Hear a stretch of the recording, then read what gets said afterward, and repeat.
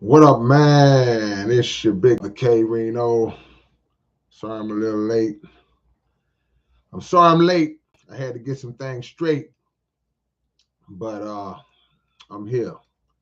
And even though I know for a fact, I know for a fact that I just talked to y'all a few days ago.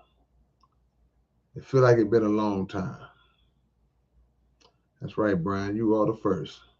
It feels like it's been a long time, even though I know I talked to y'all just a few short days ago, but a lot been going on, man. And we'll talk about as much of it as we can within a respectable time frame.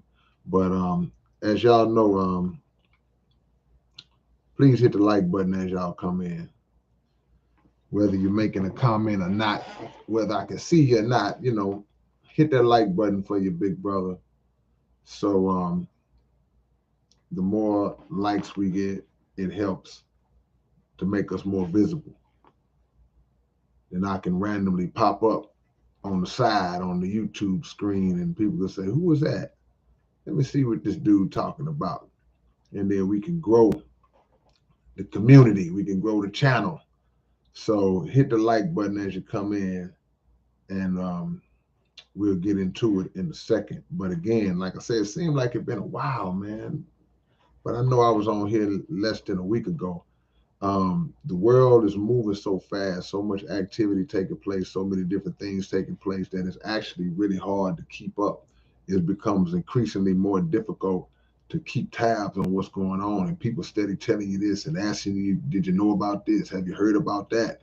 And some of it you catch, some of it you don't.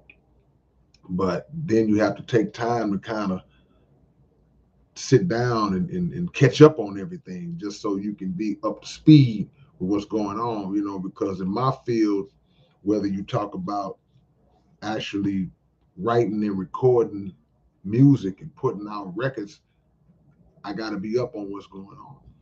But now that I've kind of also not transitioned, because I'm still doing music, that's for life, but I've taken on another lane in terms of this um, social media, if you will, and this YouTube platform, if you will, as being another method and means to get the information out. And it would be a extension of a lot of the stuff that I talk about on my music anyway. Anybody who's been rocking with me for the longest, and y'all hear me talk on these platforms, y'all know, if you really listen to my music, y'all know, well, hey, he been on this for a while. So hit the like button as you come in. Hit it, hit it, hit it, hit it, click it, hit it, click it, lick it. I don't lick it, but hit it, click it, and and we'll get into it, man. The first thing I want to do, man, just to be, I got a shout out to my brother. I got a shout out to a brother that we just lost, and this a brother I've been knowing 30 plus years, and I got the word today that he passed away. And this is my boy, man. South Park legend, South Park OG. Wasn't necessarily a rapper, but he was always in the rap game. And he messed around. He spit. He did spit. But the homie Lil Mud, we call him Lil Mud. And like I say, he's a South Park OG. And when I tell you that everybody from my hood, and really just everybody who know him in the city, you can't help but have nothing but love and respect for Mud, because never seen him have anything negative to say about anybody. Every time I was around him, he was super cool. Um, all you old school SPC fans, all you old school SPC fans, I'm talking about the ones who've been listening since the late 80s and early 90s. if you heard Gangsta Nip on his first album, you heard Gangsta Nip um, on a song called, I think it was Slaughter, one of the songs Gangsta Nip made. And he said something that he was going to do to a cop. He said, that's for Lil Mud. He was shouting out Lil Mud in that song. This is back in the 90s because Lil Mud was a brother who was apprehended by the police about 30 some years ago, back in the early 90s. And the police unjustly, they slammed him to the ground when they caught him, and they broke his neck. When they broke his neck, it paralyzed him. So for the last 30 plus years of his life, Lil Mud was in the wheelchair. And that's who we lost today. We lost that brother. But the beauty of Lil Mud was that he never let his condition stop him from doing and being what he was. He was still active, still on the scene, still out and about, still doing his music, still showing love, still exuding a positive spirit with everybody that he came across. And even though I feel like, I'm sure that, it was many moments and many days and nights where he um, lamented his condition. I'm certain of that. He never let it. He never let it make him not want to still live life to the fullest. So I don't know what happened. I just got the word today, but I want to just send those words out and my condolences to my brother's family, and just give my brother just a two-hand salute for always just being a G since the day I knew him, and just a good hearted brother. So we love you, Lil Mud. Nothing but blessings to you and your family, man. And that's what it is, man. So we'll keep it pushing, y'all. I seen somebody mention that they wanted to see episode 1, and I know y'all are referring to the podcast, the Underground Dialogue podcast. We active now. Episode 1 is actually up. It's up right now on the Underground Dialogue podcast channel. I'll put that in for y'all right now. Hold on, my bad. I'm just typing for no reason.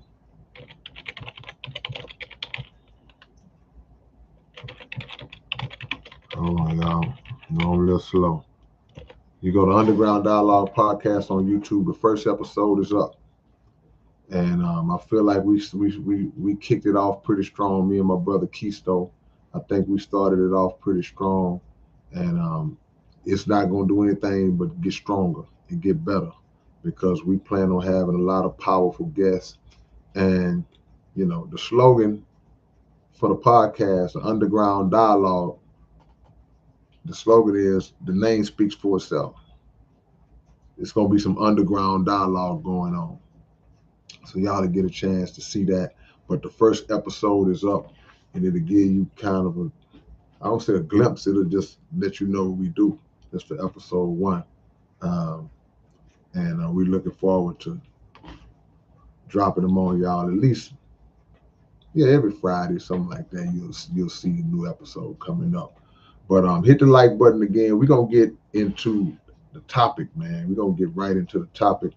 I can't speak for y'all city, but it's raining out here in H-Town, and the temperature's dropping for the first time this year. We're getting some cold, and that's the beauty about living in Houston, is that we get about a month or 2 worth of real cold weather, then we good for the other 9 or 10 months. So it's just starting to kick in here and there. But then, the way our city works, it'll be back in the 70s and 80s next week probably. We don't know. But wherever y'all are, I hope y'all safe, warm, and dry.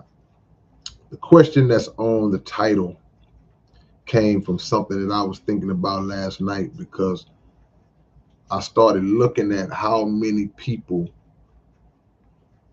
of power and influence. I mean, black celebrities and black politicians, the individuals of power and influence within our community. I look at them and I'm like, when I see them selling out other black people, and when I say selling out, I don't want to just throw that term out there like it's just like just something that we, because it's just a term that we've heard so much that I think we are not really, we kind of numb to just hearing that, oh, he's a sellout, he's a sellout, she's a sellout. But I want to kind of go into it, because selling out just doesn't mean um, for money. It doesn't mean just compromising your integrity for money. It also means throwing your brother, your sister under the bus for money or for positions of power, for status, to be close and up under somebody else who has more power than you. That's a form of selling out, because a lot of times we find ourselves in positions where we can be a um, spokesman, a spokesperson, or an advocate for one of our brothers and sisters that's going through a trial dealing with this enemy out here, and we choose to take the other side. We choose to condemn our brother or sister publicly and on that platform, instead of staying on code until we get an opportunity to um, deal with our brother or sister in a private manner, and maybe dialogue and correct them if they are in the wrong, without letting it play out on a public platform like we tend to do.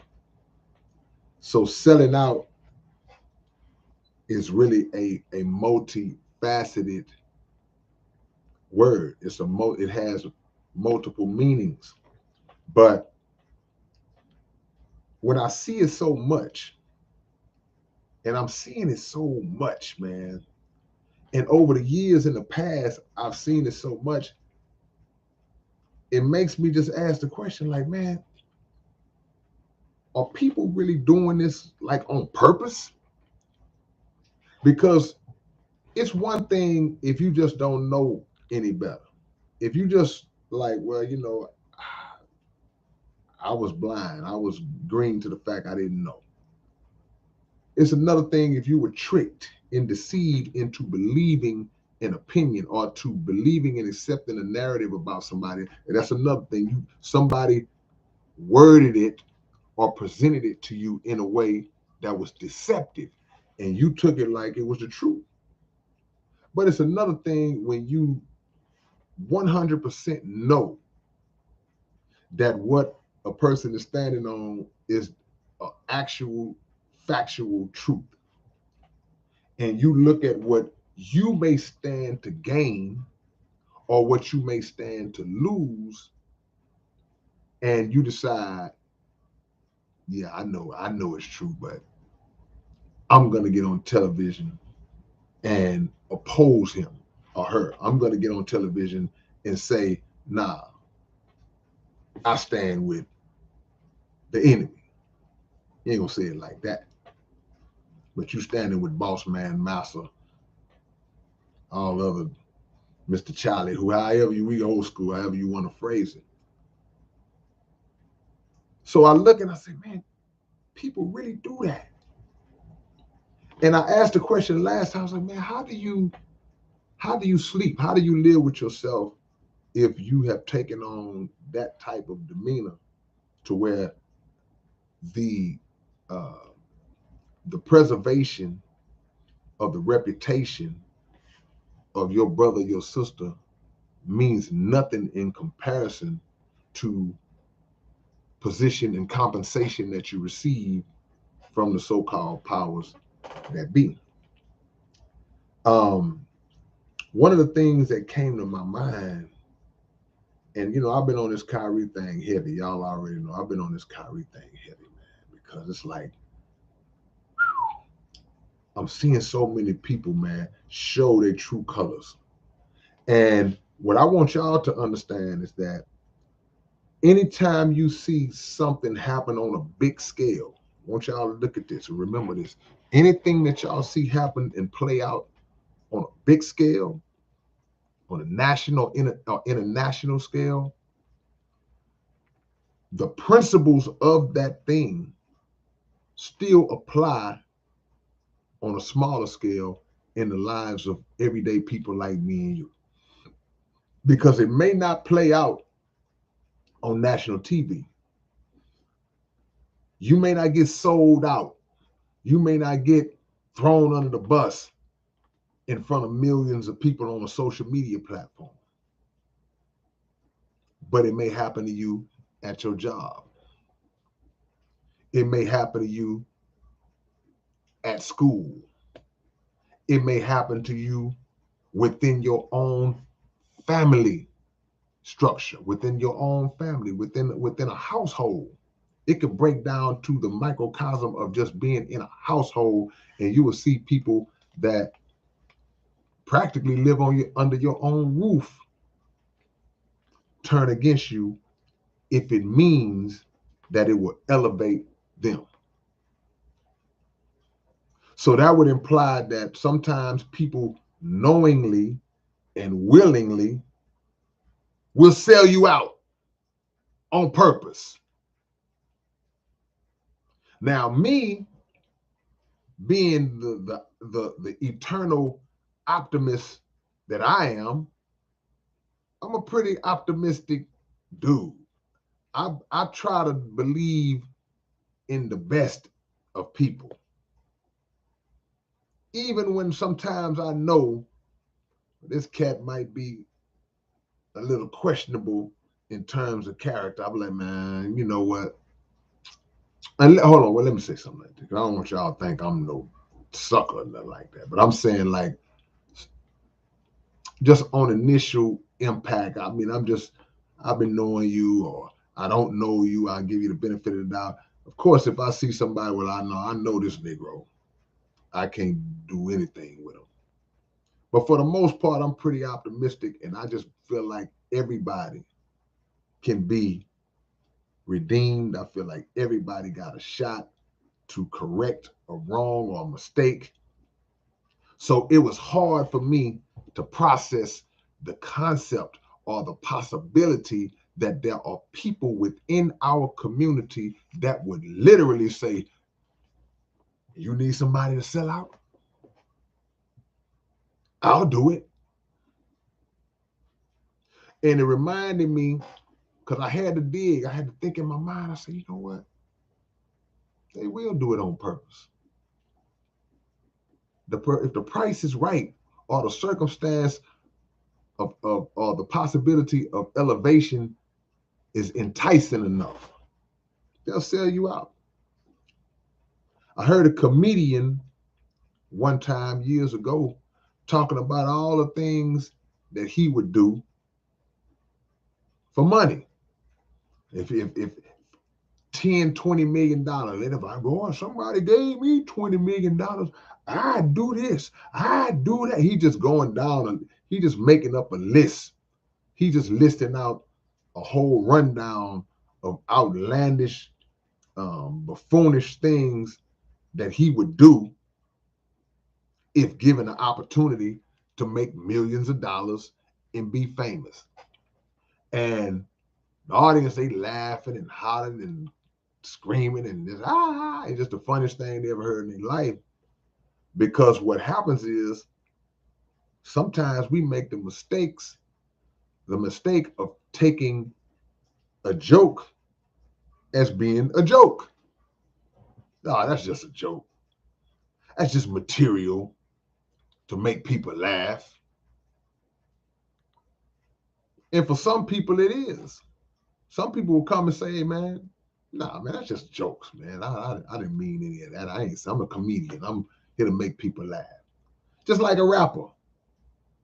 Rappers say certain things and people think he really did it. You know, rappers do it all the time. Rappers been talking about money that they don't have and jewelry that ain't worth as much as they say it's worth, and cars they don't drive, and how many people they done shot up and killed, and You grew up in a gated community, talking about you shot and killed all these different people and all that. So we see it all the time. But in comedy with this particular guy,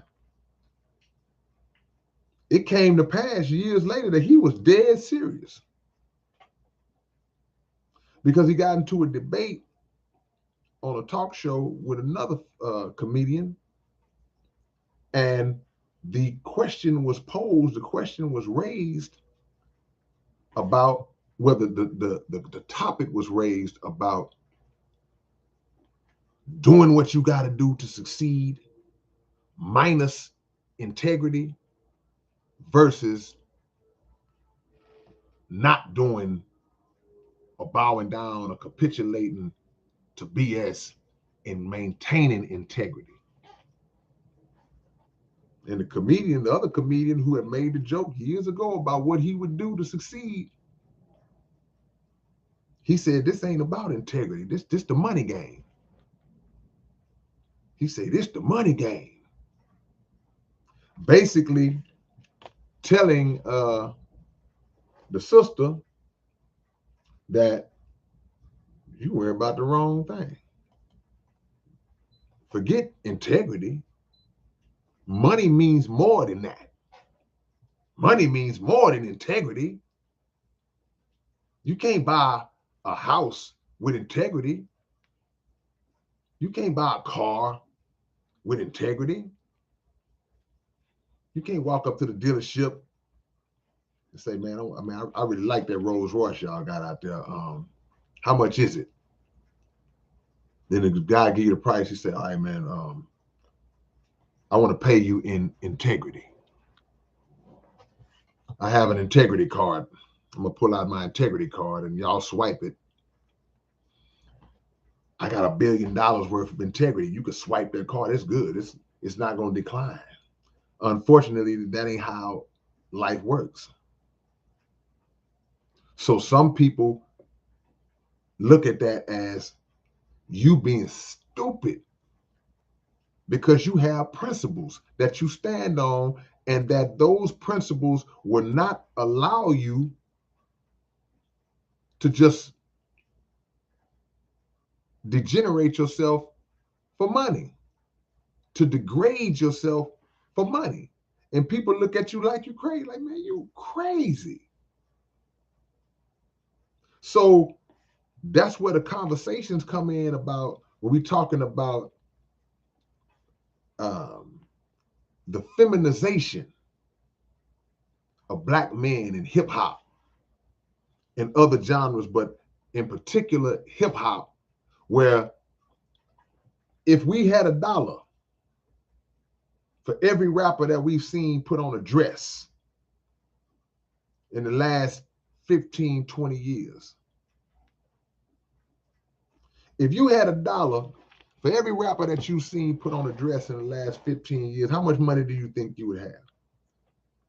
For every rapper that you've seen carry a purse, for every rapper that you've seen that have allowed themselves to be just emasculated on a magazine cover, you'd have a lot of money. Because these are situations where people have intentionally made a personal decision to say, okay, I'm looking at what they offered me. So what they offered me is worth me saying, I'll put that dress on.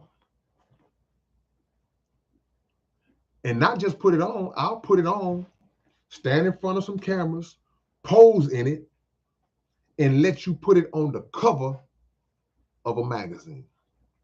The cover of GQ, the cover of Source, the cover of major publications.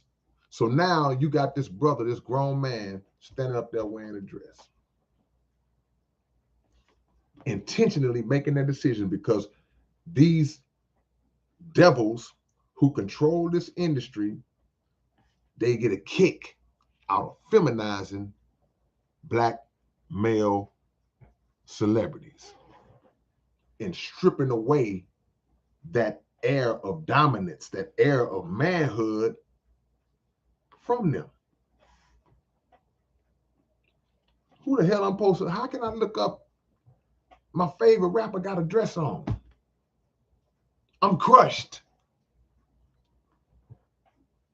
And the only way I want my favorite rapper to have on a dress is if my favorite rapper is a female rapper. If a female rapper is my favorite, beautiful. Put on that dress, rock it out. But I don't need to see my favorite male rapper with a dress on. They have voluntarily and purposely made that decision for themselves. And the influence that they have, it has a trickle down effect on our youth and members of our society who now feel like, okay, well, he did it, it's okay. I can do it. I can show up to school in a dress now. I can walk down the hallway in an NBA game as an NBA player and wear this feminine outfit. That ain't made for you. And some people get mad because people like to, again, overlook integrity. And they'll say, well, man, that's fashion. That's fashion, man. See, you shouldn't get caught up in that because those, see, the designer created that. That's not feminine. It's absolutely feminine. And no fashion statement is worth my manhood. My manhood can't be compromised because some funny bunny fashion designer decided that this is the new style. According to who? Who said it's a new style? I didn't sign off on that. But if you're offered favor for compromising yourself, then some of us will absolutely go down that road. So you ask people certain questions sometimes. You say, you know, we used to joke around like that. We say, man, would you walk down the middle of the street with a dress on for $5,000? And it's always going to be one of the fellas that, man, I'll do it. That lets you know what a mindset is. But we don't understand that it's not just about us. We got a responsibility. And I ain't just talking about celebrities and famous people. And yeah, they have a responsibility too. But you have a responsibility as well, because there are people under you. There are people who watch you. Some of you have children that look up to you and watch you. So the things that they see mama doing, the things that they see daddy doing, the thing that they see uncle or auntie or granddaddy or grandma doing, those things have a direct impact on how their minds will be shaped as they move throughout the world when it's their time. And they will have recall, they will have mental recall when they are placed in situations that they've seen mom and daddy in, and that recall will give them a visual of how they saw their role models handle that situation, and that's how they're gonna move a lot of the times. Now, sometimes you have some special children who they peep it early. They're like, hold on, oh no, daddy went out right there, man. I'm not gonna do it like daddy did it. I'm not gonna do it like mama did it. That's why you have clashes sometimes in terms of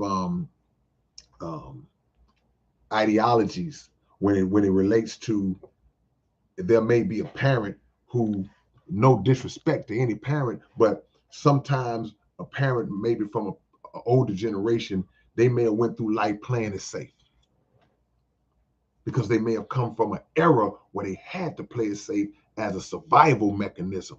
So now they got a youngster coming up, and they're encouraging that youngster to play it safe. No, don't go down there and say, son, don't go down there and say nothing to them people. Don't mess with them people. Leave them people alone. You got a good job. You're going to lose your job. Don't go down.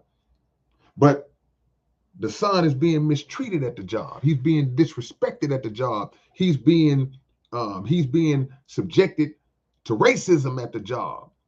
The young lady is being subjected to sexual harassment at the job. But shh, don't say nothing. You need your job. No, I don't need that job. Because if I let that happen, now a piece of me is gone. Integrity. Somebody just chopped off another piece of your integrity. So we should never influence our own seeds or anybody. We should never impose the fear that we got on them. You be scared. I'm going to let you be scared. Don't try to make me be scared, because that's how you lived your life. Because a change is never going to take place if we decide to jump on the hamster wheel and be running on the same hamster wheel that the scary folks ran on and still running on. So the best thing to do is that if you're scared, you just get out the way. Because there is a thing called the Joshua generation. And I was blessed to attend an event earlier tonight that was entitled the Joshua generation, where the youth were in charge of the program, and the youth were showing that they are qualified to lead the older generation into that promised land, that promised land, the land that was promised. But the problem is the older ones, see, this is all scriptural related now. I ain't no preacher. But the older ones, they were scared. They were scared because they had a glimpse into the promised land. They looked over and it was like, okay, that's the promised land over there. That keep in mind, you got to pay attention to that term. We say that all the time. So, man, trying to make it to the promised land. It's not the promise, Promise. Don't mispronounce it. It's not the promised land. It's the promised land with a D. Promised. That means that it has been promised to you. If I tell you, if you say, hey, man, I'm having my birthday party tomorrow, man, you gonna come? And I say, yeah, I'm gonna be there, man. I promise you I'm coming. I promised you that you will see me at the party. That means it's gonna happen. Let's the good Lord say something different. So if the land is promised to the oppressed people, then why are you scared to go take it? That is a demonstration of a lack of faith that you have. It's like, hey, man, it's yours. Go get it. You like, I'm scared. Go get it. Especially since God promised it. If God promised it, it's like, oh, look, bro, I ain't scared. Hold on, God promised. When do the God back out of his promise? When does he fail in a promise? Name one time that you can pull from history where God made a promise and he didn't go. Now, us Negroes out here in the street, we might make a promise that we might not keep. I might say I'm gonna come pick you up for work, and I overslept. I forgot. You lose your job. But if God make you a promise, you can bank on it. So The elders were scared to go take the promised land because they saw giants in the promised land. And they was like, man, there's giants over there. But the Joshua generation, they were like, yeah, that's cool. Yeah, there's giants over there. But we ain't scared of them. Let's go get it because it was promised to us. So when you look at a lot of what you see going on in this entertainment business and just in life in general, it's a lot of people, artists, athletes, actors, singers, whatever you can think of. It's a lot of them who know that they have the power. They know that they got millions and millions and millions of fans that love and support them, that buy their music, that come to their concerts, that buy their merchandise. All of the support that they have represents power, represents influence, but yet they scared to challenge the so-called powerful people who may have gave them the platform to do all that. Because you looking at them like them giants. So if somebody comes out and gets in some trouble, you got an opportunity, again, to advocate on behalf of your brother, your sister who got in that trouble, and you decide to say, I ain't gonna. See, saying no comment or I don't really have nothing to say, that's just as cowardly or weak to me than standing up there throwing them under the bus. I don't look at it any different unless you don't say anything because you may not be up to speed on the information, because you should never speak without having a thorough knowledge or having some knowledge of the circumstance. Don't just come out running your mouth. So sometimes you got to hold your tongue because, hold on, wait a minute.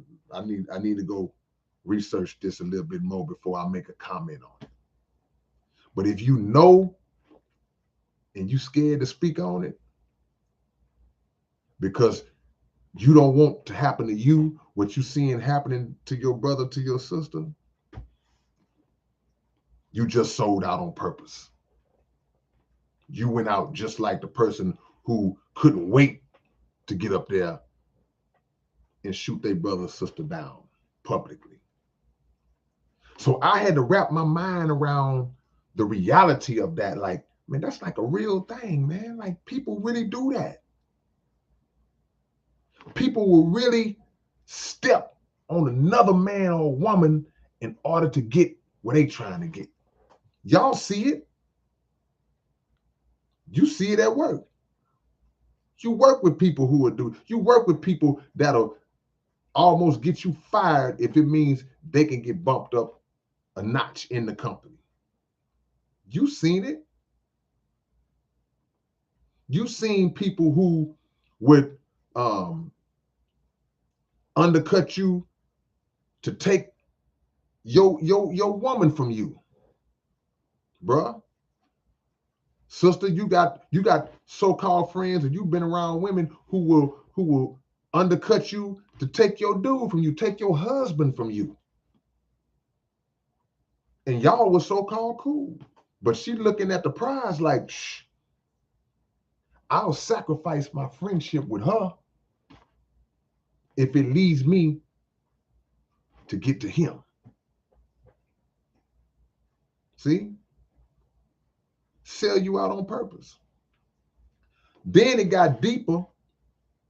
Before I go into that next part, hold on. Before I go into that next part, let me read some of y'all comments. Let me go and see what y'all talking about first. But I'm going to go into another phase of it where I really couldn't believe it. So I'm going to go backwards a little bit.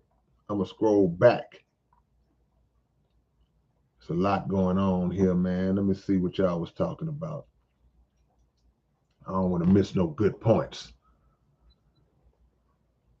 Lavish Logo said, man will always let you down. All that matters in the end is what God thinks. And that's a fact. But the problem is that we have greater interactions with men than we interact with the Creator. We have what we believe to be stronger connections to men and women than we have a connection with God.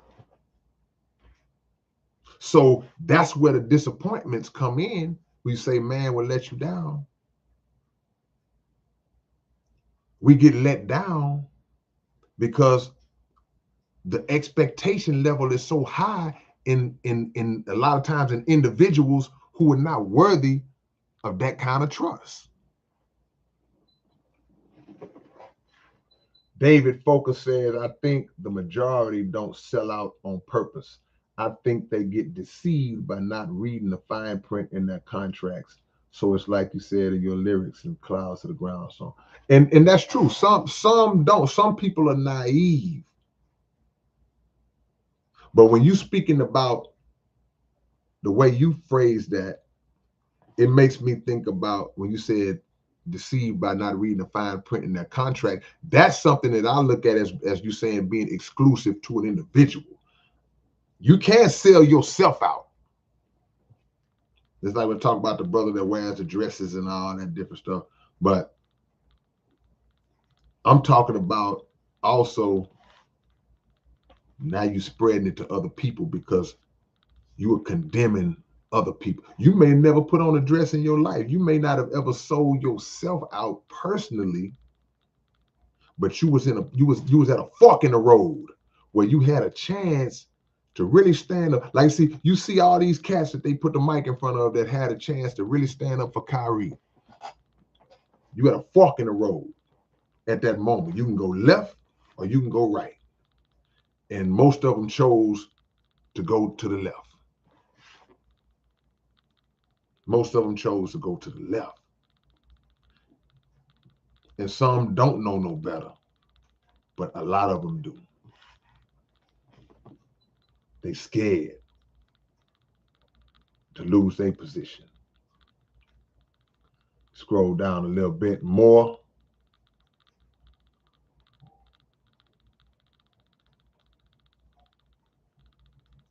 K-Love, what's up, my brother?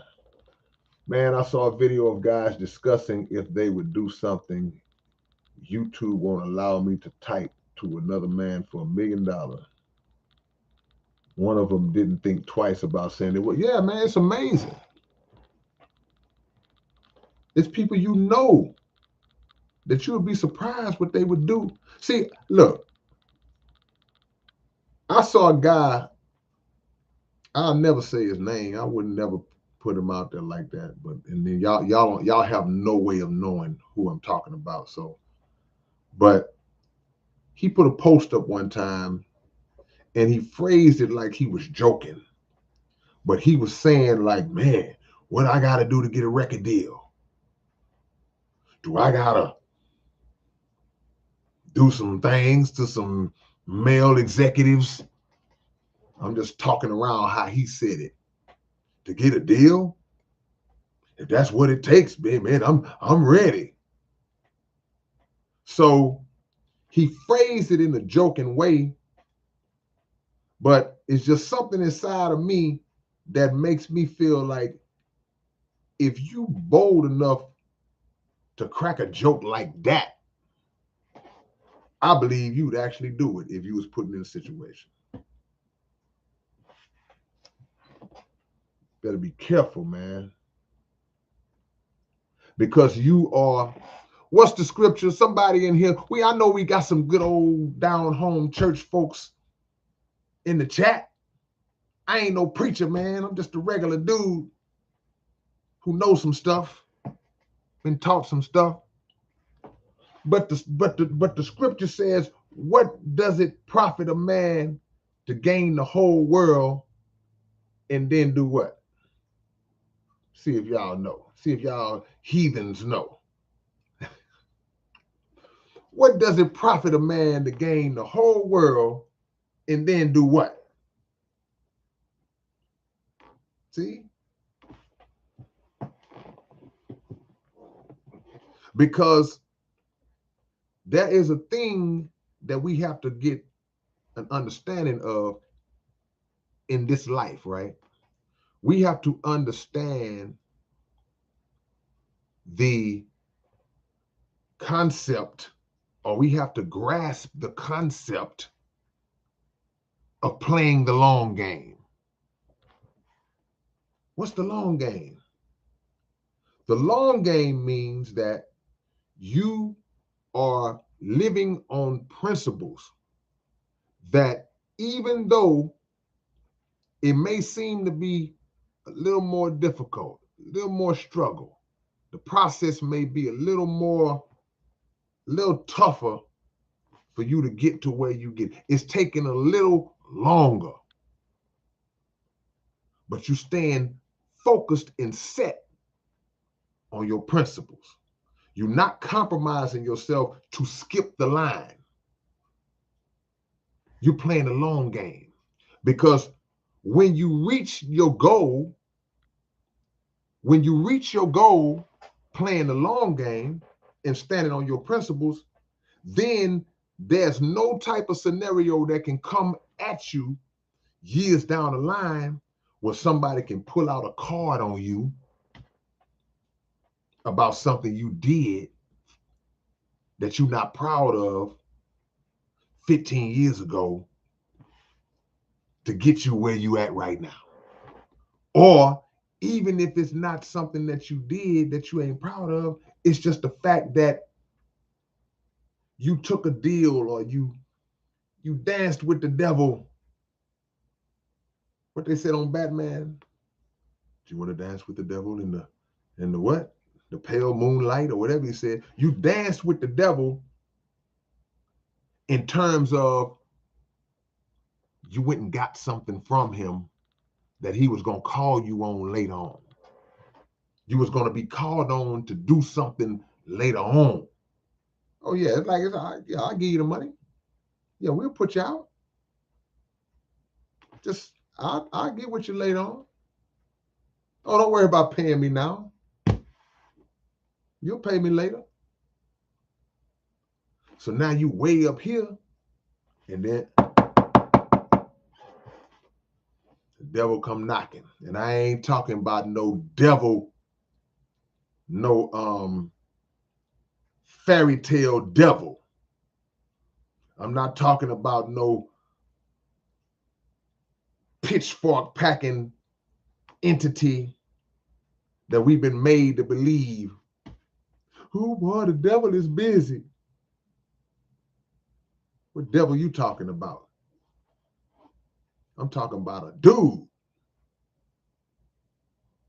that calls you on what you owe him, giving the devil his due.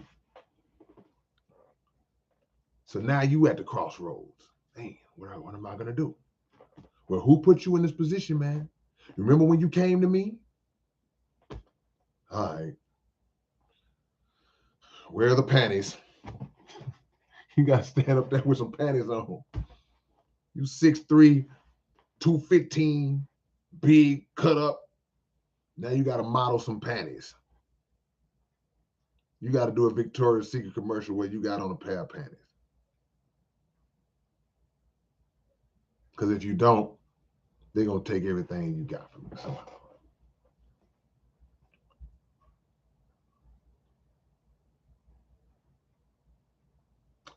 See what else y'all got up in here, man. I wonder, when you sell out on purpose, do they ever consider, like I say, they children, and how they might think, how they might look at their daddy?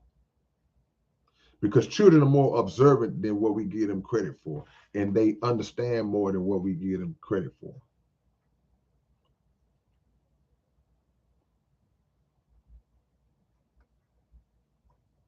Michelle Wood says they will throw you right under the bus, steal from you, etc. And you thought they were your friend. That's a fact.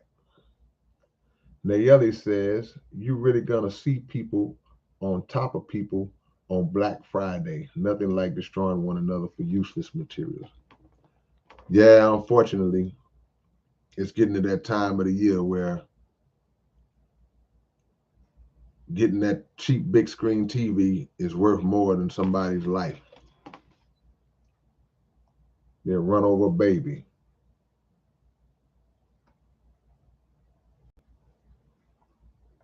Try to catch two more. I'm looking for that comment that's going to set it off. I saw Chloe Brown in the chat. I saw Shannon Box in the chat. I was running my mouth. I ain't have time to give y'all shout outs.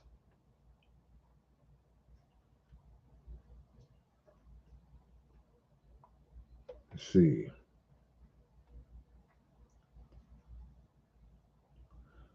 David says, and all the rest that crossed were the children born in the wilderness.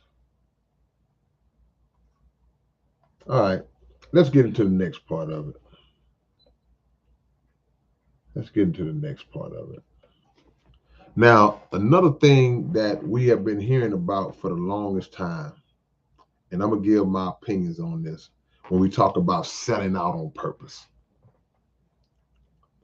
You always hear the word sacrifice. And when I say sacrifice, I'm not talking about, well, I sacrificed my free time so I could work an extra job to take care of my family. No, I ain't talking about that kind of sacrifice. I'm talking about when they mention the prospect of celebrities who have actively agreed to sacrifice or have the lives of someone close to them sacrificed for advancement of themselves, right? How many of y'all believe in that?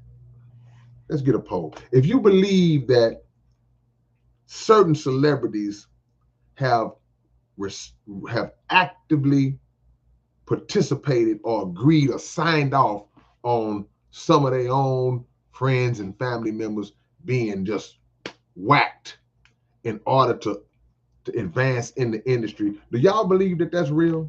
Yes or no? Just put a yes or a no. Because this falls under the category of somebody, this is beyond selling out. I want to see how many people believe in that. So far, I'm seeing a lot of yeses. Seeing a lot of yeses. Yeah, dollar bill, that's referred to as the blood sacrifice. So everybody believes in that. That's interesting. I haven't seen one no. Not one no. That's interesting. I'm going to say this. While I don't discount it, I don't look at it as something that's not a possibility, because I have seen, like I said earlier, situations where it's like, I can look at this person as like, this person would just about do anything to make it in the business, right? So while I don't put nothing past the possibility, I also believe that in some instances, when people present these types of stories and scenarios and possibilities about other celebrities, sometimes it's a reach. Sometimes they be reaching. I don't buy into it 100%. Let me say that. Sometimes it's a reach, man. It's like, come on, man, y'all just, the man dog died, and oops, he sacrificed his dog. See, his wife loved that dog, so he had that dog killed. He threw that dog out the window. But again, I don't put it past certain individuals because we develop a mental sickness sometimes when it's something of material substance that we want or material that we want. The material is not always substantive, not a lot of substance in it, if any. The material is basically for a look. Look at me in this car. Look at me in this jewelry. Look at me in this outfit that costs whatever it costs. It's more so all of the things that we become enamored with and start worshiping, they are done for a look. We want to look a certain way. We want to appear a certain way to certain people. We try and impress somebody. But it's hard to fathom, I guess, as somebody who wouldn't do something like that. It's hard to fathom anybody that would sit down in a room full of satanic people, and would say, okay, yeah, you go ahead, you can kill my mother. So you telling me, now picture that. So I'm gonna win the Grammy next year, right? So you kill my mama, I'm gonna get that Grammy. You gonna make sure that my record sale, you got some movie roles for me too? I can be a host on The Voice? Yeah, okay, go ahead and do it. That's hard for me to picture, man. I like to believe that somebody gonna say, what? Because I would be appalled. Notice the word appalled. If I came into the meeting, hey, K-Rino, we want to talk to you. We got a meeting at 3. Okay, cool. What's up? What's going on, man? What's up? Yeah, man, I know you've been doing pretty good, man, but I know you want your career to really like go to the next level. Yeah, for sure. Absolutely. Okay, well, here's something that we come up with some things that we can really, really make sure your career just goes to the next level. Okay, what's up? I'm all ears. What we need to do? We got to go on the road. I mean, we got to do some more promo. What's going on? Nah, ain't nothing like that. We have this thing that we do, kind of like a little ritual. You familiar with rituals? See, at this point, this is what I'll be like. Okay, I'm listening. Yeah, so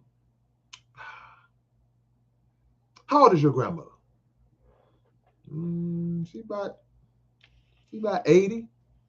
Oh, okay. So she lived a nice, good life, huh? I guess you could say that. Here's the deal, man. Let me cut to the chase. If something would have happened to your grandmother, man, I think it could be really a big boost on your career. What you mean if something was to happen to her? Just saying, man. If she was sacrificed, let us have your grandmother. Because what that does, when you allow that, it's still them talking. I ain't out of character yet. When you allow that, that is a demonstration of loyalty on your part to us. If you're loyal enough to us to let us sacrifice your loved one, then we will repay you by taking your career to the moon. Think about it. Then they might say, now look at such and such. She's one of the biggest stars in the world, right? Like, yeah. I'm a big fan, yeah. Do you know how she got up there? But no. Remember last year when her son drowned in the pool? Yeah, man, that was messed up. Well, what if he didn't really drown accidentally? Right? It's like, who sits in a meeting like that? I'm out of character now. Who sits in a meeting like that and entertains that? He wouldn't even be able to finish. He would get halfway through before I say, hey man, what you trying to say? What are you asking me? What is it that you asking me? Let's get to the point, dude. Wouldn't even get to finish the sentence, bro. So with that being in me like that, and with that being, I feel like in a lot of y'all like that, it makes it hard for your big brother to believe that people would do that. But apparently y'all believe it. And like I said, it's a part of me that don't put it past them. But I want y'all to understand something too. For those of you who do believe that, a lot of times when you read and hear about that type, people are reaching, man. Don't get caught too much up in everything that happens to somebody. That's a sacrifice. Oh, he's sacrificing. Anybody close to him that lived, oh, he sacrificed him. No, sometimes things just happen.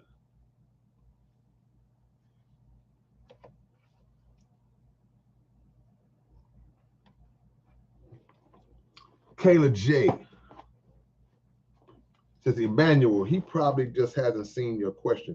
Let me break some down to y'all real quick. A lot of times it's not that I haven't seen y'all's question. It's the fact that if you're new to my chats, I'm very big about staying on topic.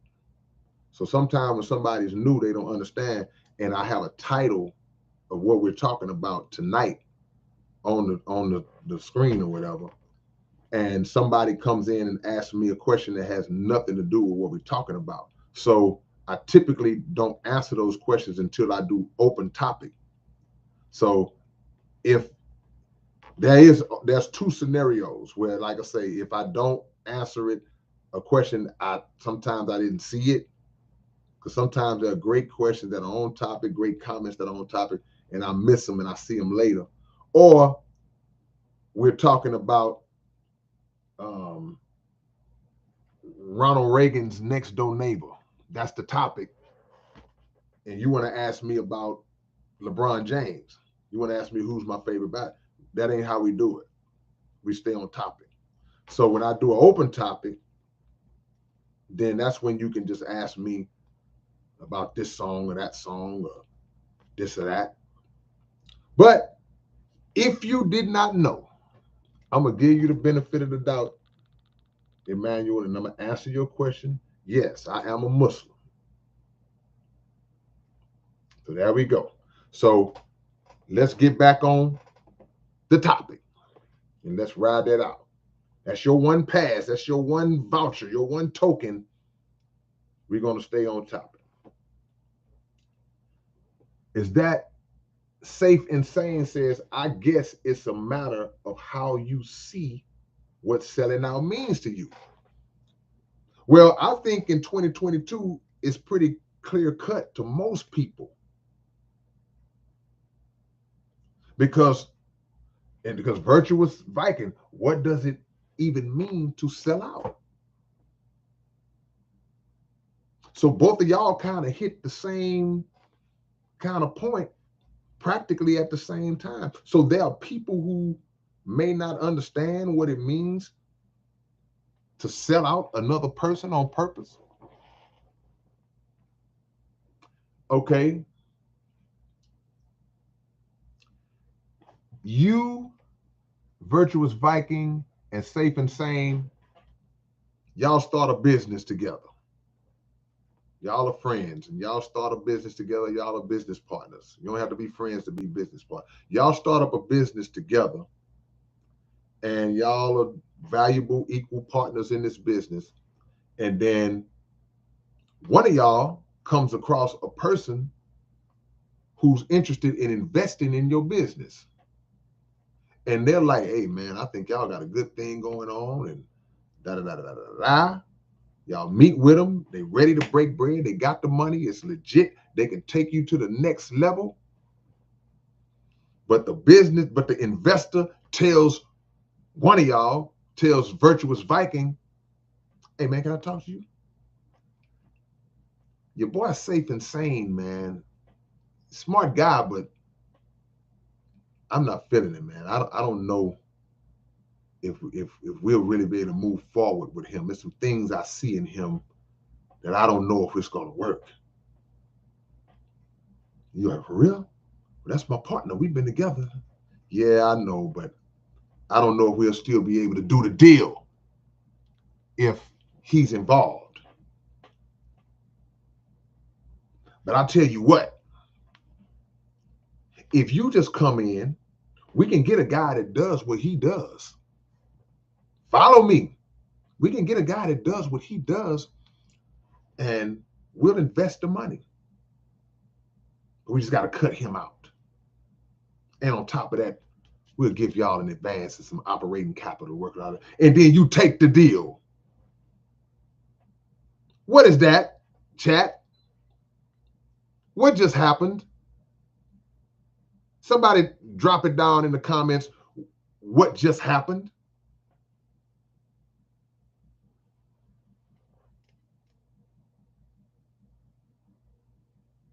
Somebody hypnotized said a backstab. You sold him out for the money. Sold him out. So if you say, well, I don't really know what does actually being a sellout mean, that's just one definition. Because it ain't always based around money. But I had to give you that example in case you didn't really understand what being a sellout meant. That's hard to believe. But the reality of it is that people will do that. That's not a far-fetched scenario that I just laid out. Now, the one about the sacrifice, hey, that might be, I might be reaching. But what I just said, man, that happens all the time. That happens in the music business. You got 3 dudes in a group. If you got 3 or 4 dudes in a group, it's always going to be that one that's a little better than everybody else. And the label will say, we really could just use him. Y'all know about Nelly? When Nelly first came out with the Saint Lunatics, the rapper Nelly, they only wanted Nelly. The label only wanted Nelly. They didn't want the rest of his boys, from what I hear about the story, right? And Nelly told the label, well, nah, if you don't want my people, I ain't coming either. I'm good. You don't want them, you don't want me. He didn't sell his boys out. But check out what happened, according to the story. What happened was his partner said, well, nah, man, you go ahead on and you take the deal and blow it up and then come get us. Because once you blow it up, now they can't stop you. You can come and get us. But don't deny the deal and we still down here struggling. So that's some solid partners right there on both sides. Because how many people would have said, okay, man, I'm gonna take the deal. Hey, bro, they ain't want y'all. They ain't want y'all, man. Hey, I love y'all, bro. How many people would have done that? And on the flip side, how many people would have seen the main guy that they wanted on the label say, nah, man, if they don't want me, they don't want none of us. You got some envious hearted people in the world that'll say, yeah, okay, yeah. None of us. That don't make sense. You should always say, no, bro. you go do it. You should always encourage your homeboy, your homegirl, your friend, your family. No, you go get it and come back and get us. See? That's what a sellout is.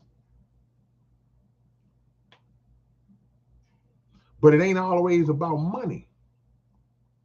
Because again, and when y'all watch my episode 1 of the Underground Dialogue podcast, which is up right now, we talk about how when the powers control you,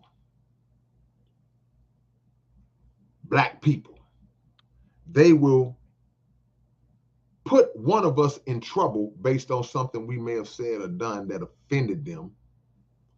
And now they take one of us and drop us in the grease. And all of the media outlets around the world are throwing stones at this brother or this sister.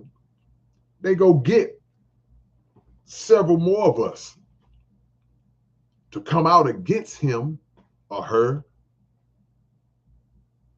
and trash him or her. You selling out. Because you're not supposed to publicly attempt to bring your people down. And I was so grateful and happy to watch the 1 hour statement that the Honorable Minister Louis Farrakhan gave in defense of Kyrie Irving and Ye, formerly known as Kanye.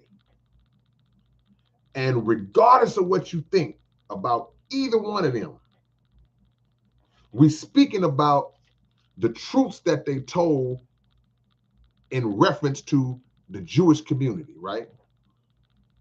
That's all. That's what I'm on. Y'all can debate that other stuff. I'm talking about the truths that they told. And one of the things that the minister said that we got to line up and lock into is the public bashing of each other. Because other cultures don't do that.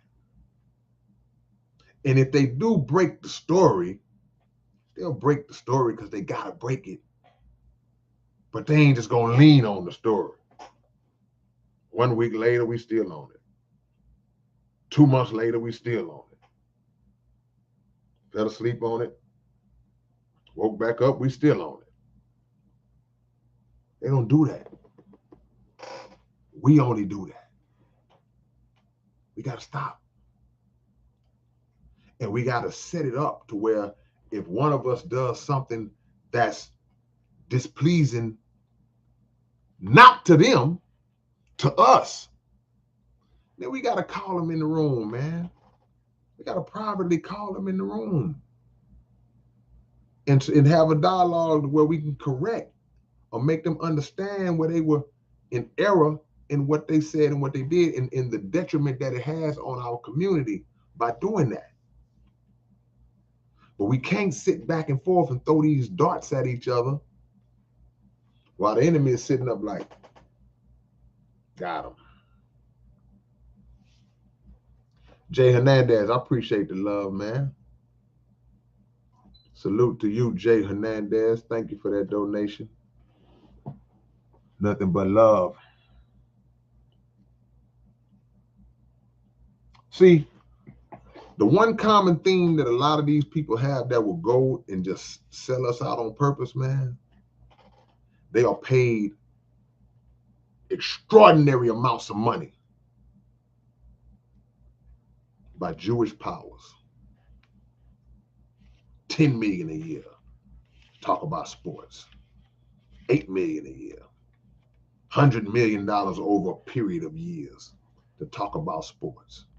The whole TNT panel just got their contracts renegotiated. They ready to spring into action and tear down some black folks. Because it ain't no different from the question of Would you wear a dress for $5 million? Would you wear a dress for $5 million, brother? Hell yeah, I'll put on a dress. It's no different than say, would you get on TV and chastise one of your own black brothers if they offended us? $10 million, yeah. Let me know tell me how I'm supposed to feel, boss. Shout out to Jay Williams. Y'all don't know who Jay Williams is. He's a former basketball player. He was a star at Duke University, top draft pick in the NBA. His career was cut short because he got into a motorcycle accident and he was never the same player again. So his career was cut short, but now he's an analyst on ESPN. He came out and defended Kyrie Irving and talked about how all of the demands that the Jews were putting on Kyrie Irving was so excessive, man. They trying to make this dude. It's one thing to say make a person bend over backwards. He got to bend over backwards and then fold over another time. And he said, nah, man, y'all asking the man to do too much. What did he do for y'all to try to make him do all that? And while other analysts were bootlicking, he was standing up. And I haven't seen him this week either, so he might be in the grease now. Shocked the hell out of me to see Stephen A. actually stand for Kyrie today on that level also. Made some great points. Shocked me. Couldn't believe that Stephen A. He called out, he looked right in the camera and called out the ADL personally. He looked right in the camera. ADL, I'm talking to you. I was shocked. I couldn't believe it. But I was glad he did it. And I know what y'all thinking. Come on, man. This me. I know what y'all think. Some of y'all are like, well, man, you can't trust when these dudes try to talk like they down with us, man. You gotta watch it. You right. Because sometimes they'll be right back selling out next week. But here's what we have to understand. This is the power of truth. See this word on my shirt? The power of truth is that even if, just say, a devil tries to speak a truth in an attempt to deceive later, somebody gonna hear the truth that he spoke and they gonna get something out that truth. And it might be before they even know he's the devil. Or they may know he's the devil. They say, well, no, he spoke some true words. See, truth is true.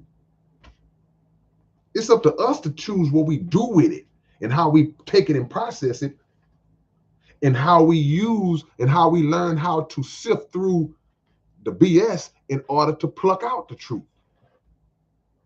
Y'all go to the grocery store. You don't just walk up to the bell peppers and just blindly just grab any bell pepper that's on the thing or any grapefruit and watermelon and all that. You got to process. It's a bunch of them up there. You picking them, you putting the watermelon to your ear, you thumping on the grapefruit, you squeezing it. I saw a lady pick up the bell peppers in the grocery store and just put it to her face and did this. I knew I wasn't gonna get no bell peppers that day at that store because that's just disrespectful. But my point is, you go through a process of sifting through what you believe to be the bad to extract the good. So he's okay. Well, no, put that one back. No, that's not good. Okay, that's a good one. Same thing. So it could be a questionable character. You don't reject the truth that they tell you. I use this example a lot. If a dope fiend is laid out on the concrete, strung out, dirty, looking like he ain't took a bath in months, teeth fell out, half crazy, but he tell you, hey, youngster, don't ever in your life get on dope. You would be a fool to say, man, look at right, man. I ain't listening to nothing you say. He just gave you a truth. And he's a living example on why he is telling the truth. Understand the differences. And don't let other differences deter you from processing truth from somebody that you might not even like. Yeah, I ain't feeling him, but he said something right there. I do that all the time. It's a whole lot of times it be somebody I'm watching them. I just don't like this dude. I'm not a fan of this lady. And 99% of the times when they open their mouth, I'm like, oh, this dude here, man. Oh my gosh, man. Then at 1%, you're like,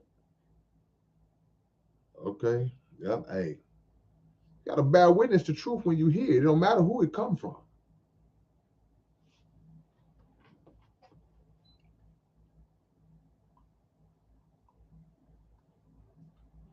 What is your price? They say everybody got a price. Do y'all believe that everybody got a price? Do you have a price? Marty said a broke clock is right twice a day. Who got a price in here? Everybody got a price. Ain't that what they say? That's one of the most disrespectful things you could say to somebody. Somebody trying to buy something from you. Just say you got something that holds some sentimental value to you, and then somebody wants to buy it. You say, no, man, I'll never sell that. That's been in my family for 150 years. I'll never sell it. Then he said, oh, man, everybody got a price. You should feel insulted. So do everybody got a price? Y'all remember the movie Indecent Proposal? Whoever saw the movie Indecent Proposal? Boy, that's a hard movie, that boy.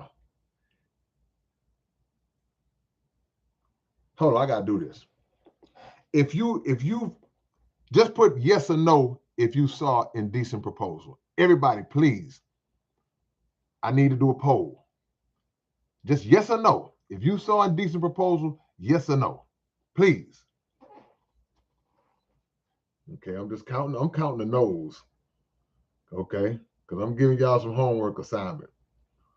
We got to do an OG salute in a minute too. I see my brothers in here. I'm counting these no's, man. I'm looking for the no's. A lot of yeses. Let me explain something to y'all. We talking about selling out on purpose? Go watch the movie Indecent Proposal. It's Robert Redford, Woody Harrelson, and who was the lady in the movie? Who was the lady? Anyway, Sandra Box, you saw that movie?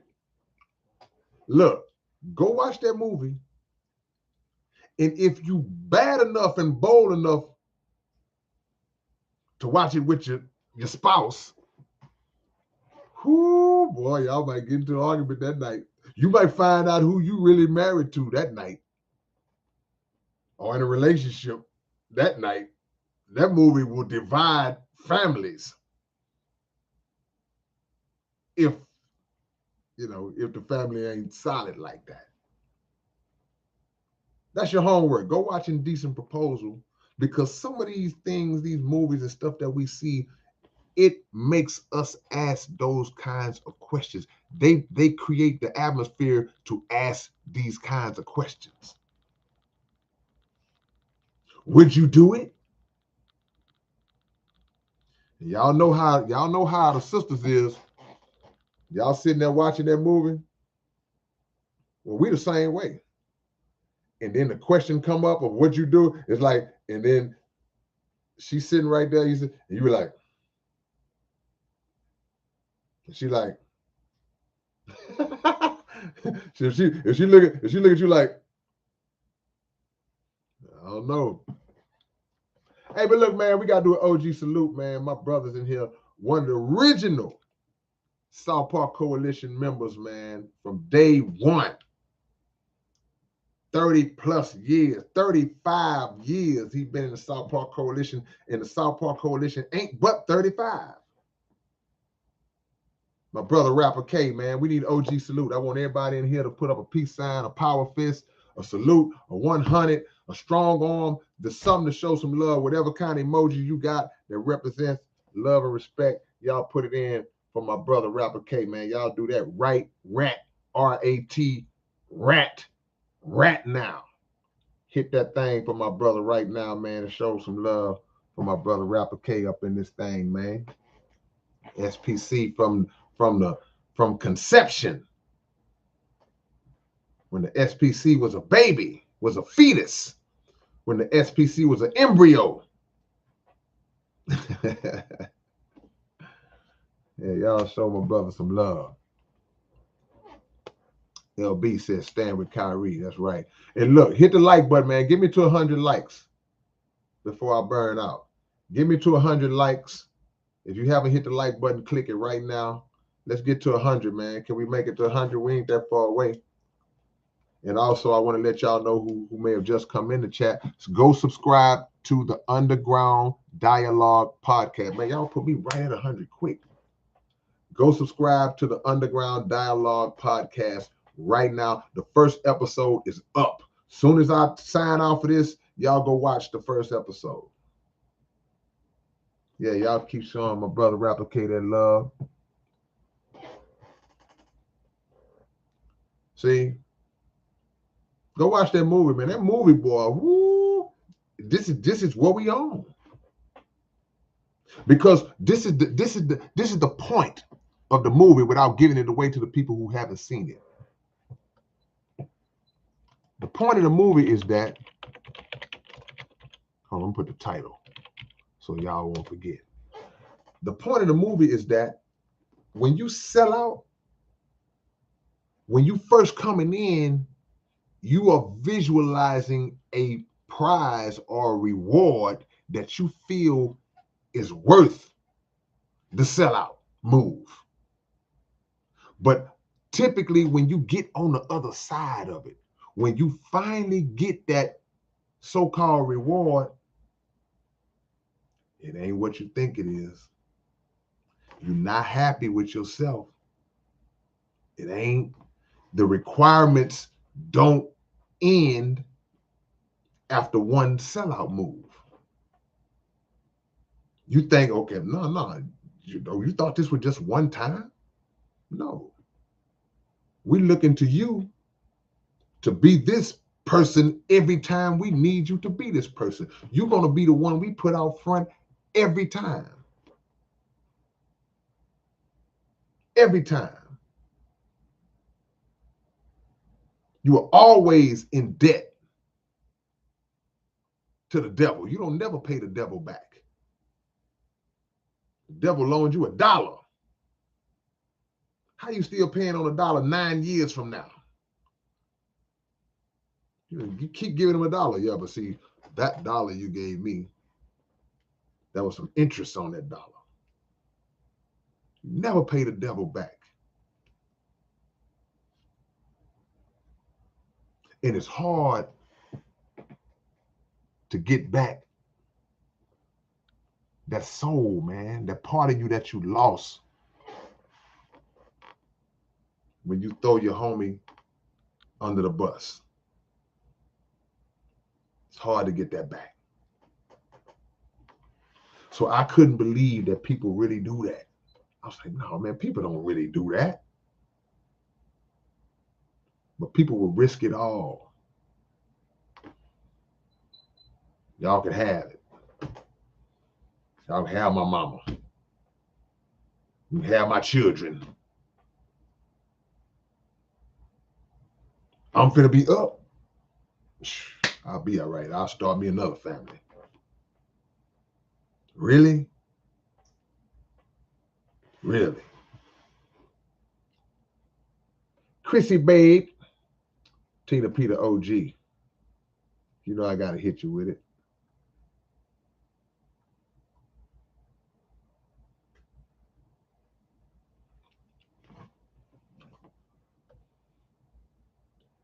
Let me see. The problem is that people conflate the non-religious Jews with the good God-fearing Jews. Prove me wrong. I can't prove you wrong, Mr. Right On, because you just said the same thing that Minister Farrakhan said. See, the minister said, I'm paraphrasing, he has no problem with the good Jews.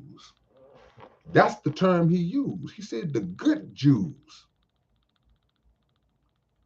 He says that he has a problem with the satanic Jews.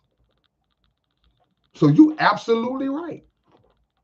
Because we can't sit here and say that there are no people in the Jewish community who don't strive to practice Judaism and practice their faith in the best manner. That would be ignorant to say that. Unfortunately, though, they are not the ones who are controlling and ruling and dictating and moving in a satanic manner. It's the ones at the top, the elitist Jews, who are giving the good Jews, who are putting them in the grease. For those who don't understand, like me and you understand. Can you dig it?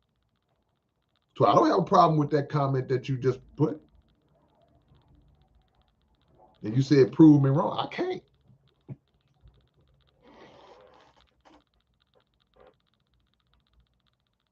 Some people do conflate the two, but not everybody. There are many people who have sense enough to know the difference. So the first thing I thought about, like I said, when I read your comment, is something I heard Minister Farrakhan say. Dee's Kemet, the podcast is called the Underground Dialogue Podcast. Hold on, let me put it in there for you. The first episode is up. As soon as I get off of here, which will be in a couple of seconds, y'all go watch that episode. It's about an hour long. It ain't gonna hold you up too long. We go into detail on a lot of stuff. That's why I didn't want to give it away.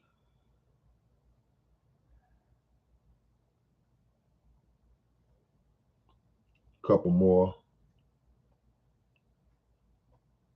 Demi Moore. Yeah, that's who was the female in the movie. If you put no, go watch that movie. Phantom Face Final. Go watch that movie tonight. Yeah. If your relationship ain't strong, don't watch it with your significant other. Watch it by yourself. And don't get into no argument watching that movie. See, the people who saw the movie, they know what I'm talking about. Don't go in there arguing with your woman or a woman arguing with your dude. Watch the movie with intelligence, not emotion. Don't watch that movie, and like I said, don't watch that movie and be doing this.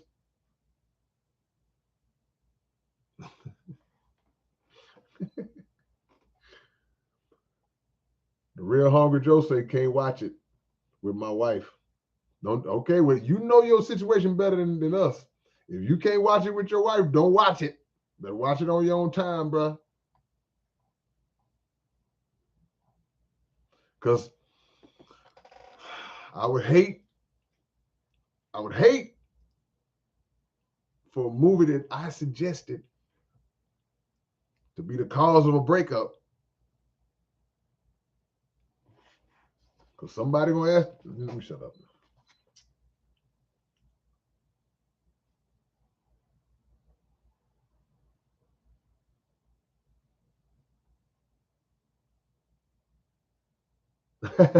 Well, now we disagree, Mr. Right On. You said, however, the issue remains that it appears you believe Jews run the now. I guess you mean, and that's not true. That's absolutely true. Go watch my podcast. I talk about all that, but I'll give you a brief little sample of it. Bruh, there are 6 major media corporations in existence in the world today. They're all Jewish owned. This is a fact. This cannot be denied. Under those 6 umbrellas are subsidiary companies that we're all familiar with. They are Jewish owned. If they own the media, then they have the ability to control what is pushed out, what is distributed through their media outlets. They also have the ability to dictate what narrative is pushed and who they can build up and who they can tear down. Thus, being the reason why any critique of them, whether it be true, an opinion, is instantly met with a vicious attack and accusation of anti-Semitism. Every time, every single time. They are above criticism. You can't disagree with them, right? Okay, that's just media. Entertainment. Football teams, basketball teams, the majority of the owners of those teams are Jewish billionaires. Am I telling a lie? Is that a lie? So since we gonna go there, let's go ahead and go there. Am I lying? The commissioner of the NBA who's telling Kyrie Irving right now, well, you got to go to sensitivity training. You got to do this. Adam Silver, what is he? He's a Jew. Let's take it up a notch. Let's talk about the world bankers. Who are the world bankers? Who are the Rothschilds? Is the Rothschilds family a part of the world banking components? Are they one of the world banker components? Huh? Are the Lehman brothers a part of the world banking components? There's about 10 or 12 of them, mostly Jewish, if not all. This is the World Bank, Federal Reserve. Am I lying? So we got money, we got entertainment, we got sports, we got media. Who owns all that? Let me suggest something to y'all. Go watch that episode. Go get this book. Go get this book. Put some light on it. Nah, that's too much. The secret relationship between blacks and Jews. Whoa. What's this part? How Jews gained control of the Black American economy, the total economy.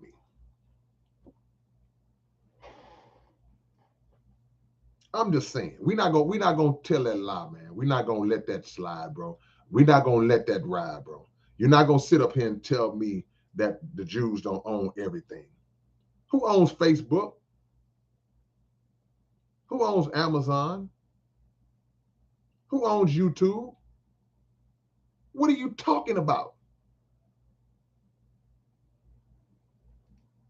What are you talking about? Stop me when I lie. See, so we ain't gonna do that. We ain't gonna do that, bro. You got the wrong one to try to pull that over and try to say the Jews don't run the world. I'm telling the truth.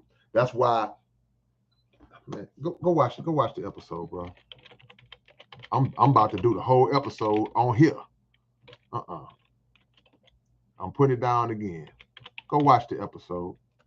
And then if I'm lying, go research it. See, I'm gonna shut up. Go watch the episode.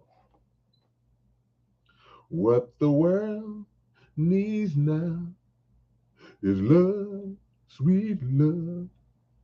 Libertarian minded.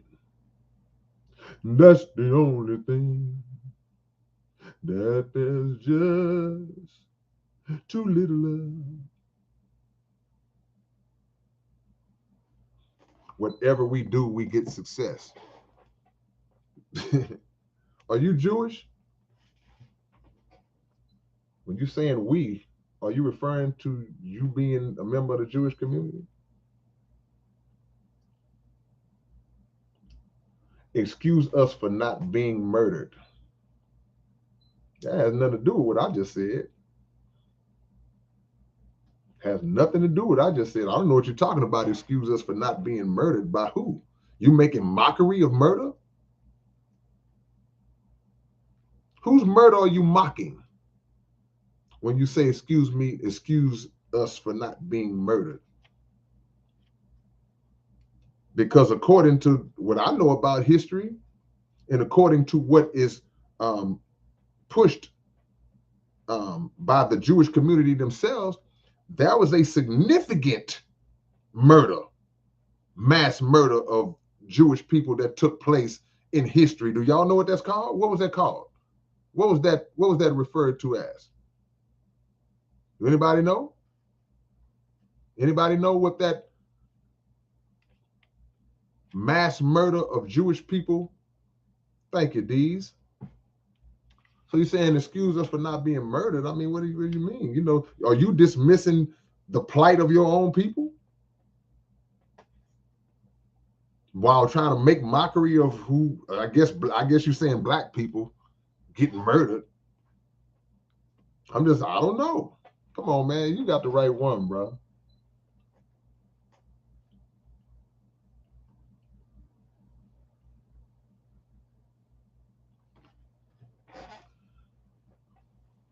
You say you're Jewish on your mother's side? Oh no, I'm not doubting that you're all about peace, bro. I'm all about peace too. But let's be all about truth. So we ain't gonna sugarcoat nothing that I know that we can prove. See, them days is over with. You can't just say anything just because you want to say it and because the truth may not fit what you trying to stand on. Nah. The truth will get exposed in 2022. So you can't say the Jews don't run that. The Jews. Yes, y'all do. Yes, you do. And you use your power. No. You abuse your power when it's convenient and when you want to make an example out of black people to keep us in place, to keep us shutting up. What you got to say, black dude? Oh, I ain't got to say nothing. I ain't got nothing to say. Them days is slowly becoming over, though. See, we got knowledge. We got knowledge on them, bro. We got the intel. This book too. See? We got the intel. Hold up. This book 1. This volume 1. This talks about Jewish participation in the transatlantic slave trade. Didn't know that, did you? Didn't know that the Jewish people were instrumental in bringing black people over to America and profiting off of slavery. Didn't know that, did you? But it's in the book. This volume 1. I always pull out volume 2 because it'd be right there in front of me, but 1, 2. I suggest all Jewish people read these books. It's references and notes and stuff where you can find out the sources. And guess who the sources are? I bet y'all wouldn't be able to guess who the sources that are referenced in these books are. I bet you wouldn't be able to guess.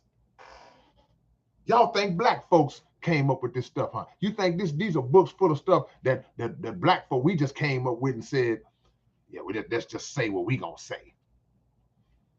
Nah, I'm sorry to inform you. The information in these books come from Jewish scholars, Jewish historians, Jewish rabbis, Jewish writers. So that way, y'all can never say, well, that's just some stuff y'all came. Nope. If you got an issue with it, if it's a lie, then you calling your own people a lie. Don't play with me. Don't play with me. We got the intel, man. You can't play. You can't play. You said, but did I do it? I don't know you. I'm sure you didn't personally do it. But see, here's the thing. A lot of people get accused of a crime. They get brought in a trial and in a criminal matter. And then they are found not guilty of the crime that they get accused for. But then what ends up happening is they get sued in a civil suit. So even though you was determined, you would have been determined to be not guilty of the crime, you still end up paying in a civil suit. That's what happened to OJ. So what's my point? Yeah, you might not be guilty of doing it, but you are of the people who have benefited from it. And if you decide to say to yourself, well, you know what, man, look, I didn't do it. I try to practice the right way. That's beautiful, man. I ain't got no issue with you on that. But when you find out the truth in the history of your people, we'll see how good your heart is. When you say, oh, man, we did this. I need to tell my people, hey, man, we need to stop this. Or would you just fall in blind and be like, oh, well, I'm going to get over here with my people. Yeah, we did it. Because you're going to find out that you did it. I stand on this.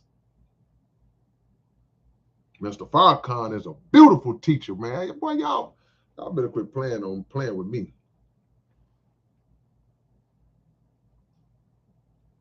We well equipped. I'm a lightweight. I'm a featherweight. I'm a bantamweight.